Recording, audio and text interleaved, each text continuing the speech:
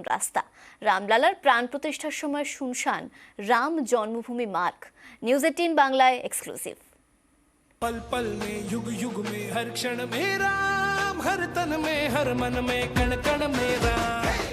দীর্ঘ প্রতীক্ষার পর অযোধ্যায় তৈরি রাম মন্দির সোমবার উদ্বোধন। অযোধ্যায় চলছে মেগা ইভেন্টের কাউন্টডাউন। অযোধ্যায় পুণ্যার্থীদের ভিড় জমছে। এরই মাঝে শুনশান অযোধ্যার রাম জন্মভূমি মার্গ। এখানেই পুরনো রাম মন্দির। এই মন্দির লাগোয়া রাস্তা এখন শুনশান, কারণ নতুন মন্দিরে যাওয়ার জন্য নতুন রাস্তা তৈরি হয়েছে। তাই পুরনো মন্দির কিংবা সেই এলাকায় এখন লোকজনের আনাগোনা কম। এই যে অযোধ্যা রাম মন্দিরে যাওয়ার জন্য একটা সময় এই রাস্তা দিয়েই যেতে হতো আপনাদের।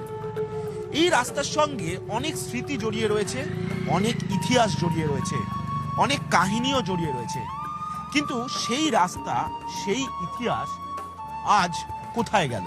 কারণ এই রাস্তা এখন কারোর কাছে ব্যবহারযোগ্য নয়। রাম মন্দির যাওয়ার জন্য এখন নতুন রাস্তা, চওড়া রাস্তা তৈরি হয়েছে।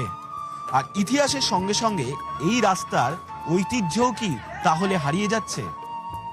একসময় এই রাস্তা ছিল পুণ্যার্থীদের বড় ভরসা। পর্যটক হোক কিংবা করসেবক, সবারই রাম মন্দিরে যাতায়াতের প্রধান রাস্তা। দিনভর গম গম করত রাম জন্মভূমি মার্গ, সেটাই এখন শুনশান। मेन पहले 1992 से यही रास्ता है मेन राम मंदिर का, अभी से बंद कर दिया गया है। अब वो रास्ता चालू हो गया तो वो भी बढ़िया है। अब इधर से वापसी करेंगे। हाँ, ये रास्ते के साथ तो सारे कार से इधर से ही गए थे।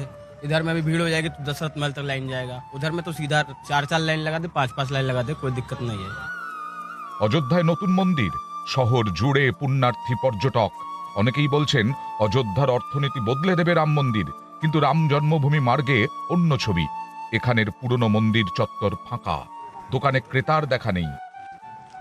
अभी 4 महीना हुआ इधर से बंद कर दिए हैं और नया रोड चालू कर दिए हैं। यात्री भी आते जाते थे, पुलिस का भी ज्यादा यहाँ ड्यूटी था, आते जाते सब लोग सामान लेते थे। अभी यहाँ एकदम वीरान हो गया है। रास्ता चलते रही, सब कमाते खाते रहे, यात्री रहा, बंद हो गया। बिहार वाले सब वैसे रहते हैं, राम के भरोसे बैठा है सब। पल पल में युग युग में हर क्षण में राम, हर तन में हर मन में कण कण में राम। पल पल में युग युग में কথিত আছে ইতিহাস ও পুরাণ এই দুইয়ের একত্রিত রূপ হলো অযোধ্যা। একটা সময় এই রাস্তা দিয়েই সাধারণ মানুষ থেকে শুরু করে আম জনতা রাম মন্দিরে চলে যেতেন। দেখতে পাচ্ছেন শ্রীরাম জন্মভূমি তীর্থক্ষেত্র লেখা। যে রাস্তাটাই এখন ব্যবহার করা হয় না রাম মন্দিরে যাওয়ার জন্য। আর এই রাস্তাকে কেন্দ্র করে একাধিক ইতিহাস, একাধিক স্মৃতি জড়িয়ে রয়েছে। অনেকেই বলেন এই রাস্তা ঘিরেই অনেক রয়েছে বিতর্ক। সেই বিতর্কের অধ্যায় শেষ করলাম এখানে। তবে আধুনিক অযোধ্যাও রয়েছে অন্য প্রান্তে। ক্যামেরায় খোকন দাসের সঙ্গে সোমরাজ বন্দ্যোপাধ্যায়, নিউজ 18 বাংলা, অযোধ্যা, উত্তরপ্রদেশ।